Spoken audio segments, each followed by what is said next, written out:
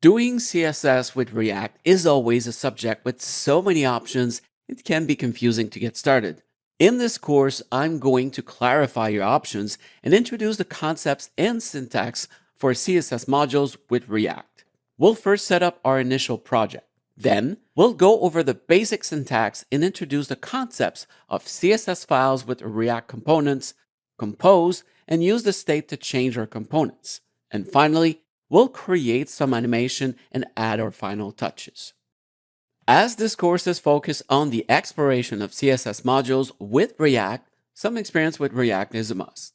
If you aren't familiar with creating React components, using props, and importing modules, I'd suggest that you take a basic React course, such as the one we have in our library. Also, experience with JavaScript, especially the ES6 syntax or above, is a must for this course, as this is the basis of a React programmer.